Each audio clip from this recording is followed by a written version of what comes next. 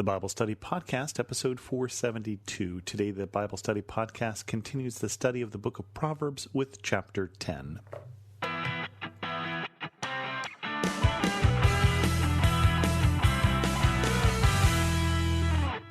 Welcome to the Bible Study Podcast. I'm your host, Chris Christensen. We're continuing on today with chapter 10, which is labeled the Proverbs of Solomon, and it's a collection of a number of small proverbs. A number of them have this two-line form, something but something, like the first 9, which go like this. A wise son brings joy to his father, but a foolish son brings grief to his mother. Ill-gotten treasures have no lasting value, but righteousness delivers from death. The Lord does not let the righteous go hungry, but he thwarts the craving of the wicked. Lazy hands make for poverty, but diligent hands bring wealth. He who gathers crops in the summer is a prudent son, but he who sleeps during the harvest is a disgraceful son. Blessings crown the head of the righteous, but violence overwhelms the mouth of the wicked. The name of the righteous is used in blessings, but the name of the wicked will rot. The wise in heart accept commands, but a chattering fool comes to ruin. Whoever walks in integrity walks securely, but whoever takes crooked paths will be found out. Just looking at this, it's just a collection, a random collection of things. It's not 9 different themes, though, even though it's 9 different verses. There's some consistent themes like walking in paths. We got that one in the end, which we will continue to see in Proverbs. One thing that occurred to me just today when we were at church and they were talking about Jesus saying, I am the way, the truth, and the life, is that when we talk here in Proverbs about paths and the correct path, another word for path is way, and Jesus talks about being the way. And so this is something that will continue on into a theme into the New Testament. In fact, the very first name for Christians will be the way, the path, the way to go, the road. We continue to be told to be wise and not foolish. We continue to be told to be righteous and not wicked. I do like some of the things here. The name of the righteous is used in blessings. Talk about someone who is righteous, who does the right thing, and how that name becomes good. That name, it basically brings good even.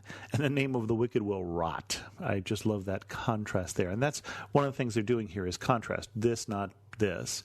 And it does sometimes help us as far as wisdom goes to look at two things side by side to say this is good and that is bad, or this is good but that is better, or this is not of much value as this is. And so just in general, and so Proverbs uses that form to help teach us things.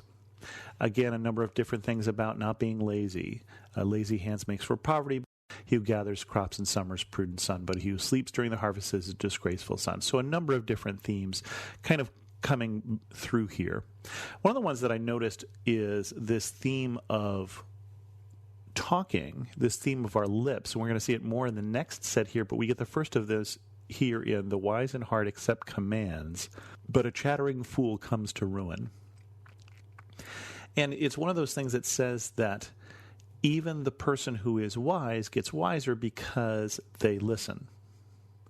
And the opposite of that is they use chattering. And I think of being around a 3 or 4-year-old when they're just learning to talk and they're just talking and there's talk and there's talk and there's talk and there's talk and there's talk.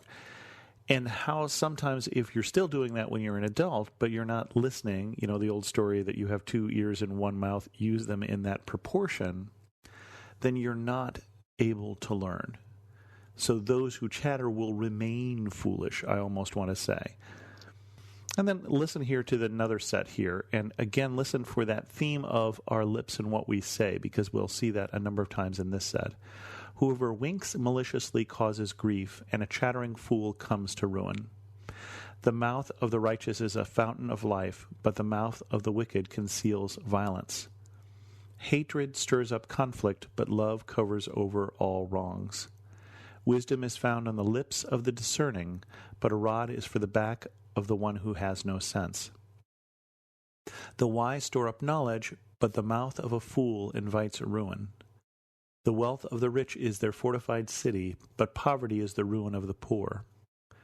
The wages of the righteous is life, but the earnings of the wicked are sin and death.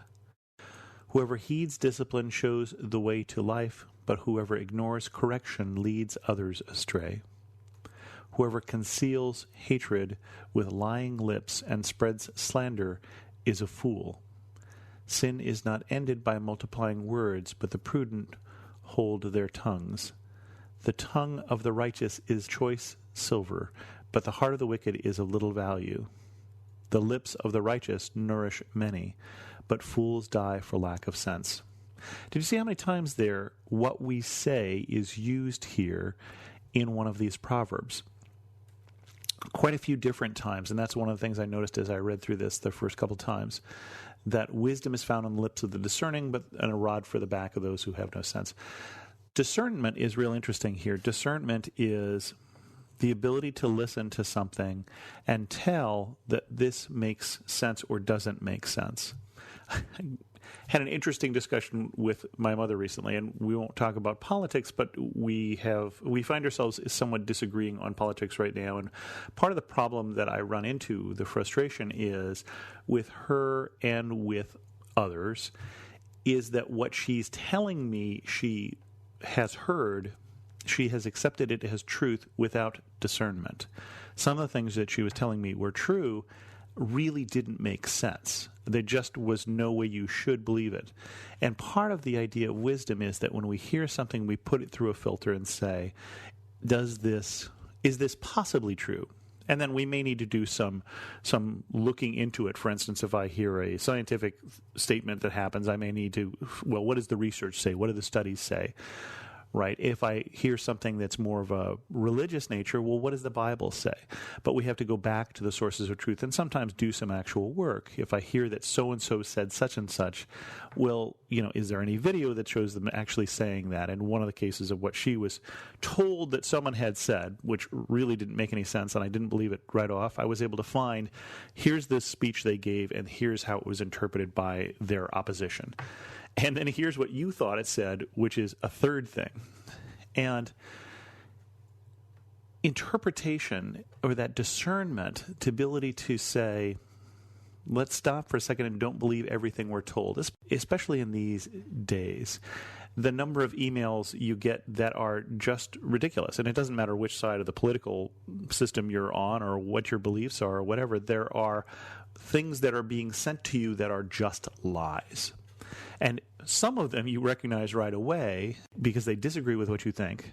And some of them you accept right away or might accept right away because they agree with what you think. The hard thing there is for us to come to the realization that some of the things that we believe, some of the things, I'm not talking about faith here, but outside of that, especially, politics these days, as in this country we're coming up to election, some of the things that we think support us, it's harder to recognize when they're not true. It's much easier to accept things that go along with what we think, and to accept those who seem to be saying things or claim to be Christian, for instance, but are saying unchristian things. That's a very difficult thing for us to discern, but very important. Lips are important. What we say is important. Whoever conceals hatred with lying lips and spreads slander is a fool. So be very careful what you say based on what you heard. Sin is not ended by multiplying word, but the prudent holds their tongue, and if you're not sure, don't say. Your mother told you that, right? The tongue of the righteous is choice silver, but the heart of the wicked is of little value. The lips of the righteous nourish many. I love that. The lips of the righteous nourish many. If we can bring a good word into a situation, if we are right with God, we're trying to be right with God, and we're bringing a helpful word into a situation, it brings nourishment. It literally makes things better. What else do we get in there? Whoever winks maliciously causes grief. We talked a little bit about the wink and the nod before, but a chattering fool comes through, and that's the second time in these verses we've had a chattering fool. We talked about that. Hatred stirs up conflict, but love covers all wrongs. Love doesn't just say, I will love you when you're always doing the right thing. It's not love if that's how it works. Love allows us to forgive. Love allows us to move on. And the other one that caught my eye is whoever heeds discipline shows the way to life. It's important for us to realize that if we're not always right, and that is true of all of us, then we get better, we get wiser if we accept discipline, if we accept that we were wrong and we are allowed to be disciplined. And discipline here can be that correction. It can also be the discipline of doing the right thing repeatedly. For me, I try to get discipline around prayer. I try to get discipline around doing some push-ups every day. So I try to get discipline around a variety of things in my life. Some of them are harder than others. Exercising regularly, you can look at me and tell that is an area that I still need to learn more discipline. But those learning of things that are doing the right thing even when it's hard, that's what discipline is. And whoever ignores correction leads others astray. So that's talking about more that if we remain ignorant, if we remain in our thinking that is wrong, then we're going to spread that. And that is not good. Continuing on, the blessing of the Lord brings wealth without painful toil for it. A fool finds pleasure in wicked schemes, but a person of understanding delights in wisdom.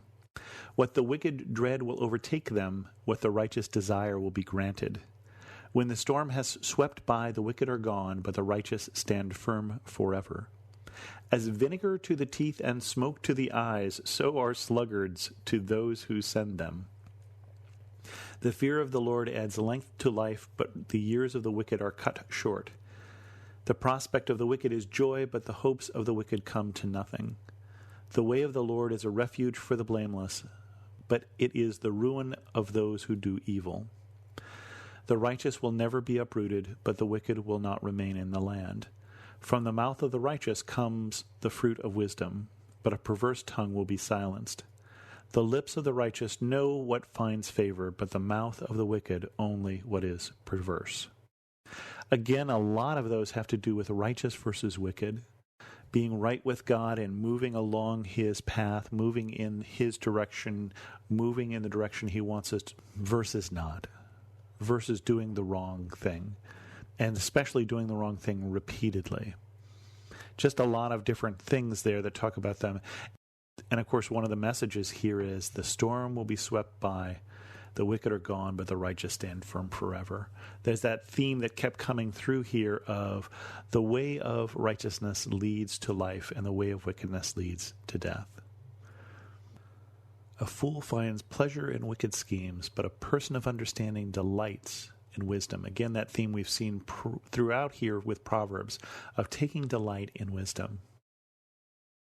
And then the last one I want to talk about here is vinegar is to the teeth and smoke to the eyes, so are sluggards to those who send them. Again, we have that theme here of are we lazy and how irritating it is to others around us when we are. And I've been that guy. I've definitely been that guy. And I can think of times that it has brought irritation to those around me as well. With that, we're going to end this episode of the Bible Study Podcast. I pray this week that you and I will watch what we say and we will stay on the path of the righteous. If you have any questions, send an email to host@thebiblestudypodcast.com, or better yet, leave a comment in this episode at thebiblestudypodcast.com. And as always, thanks so much for listening.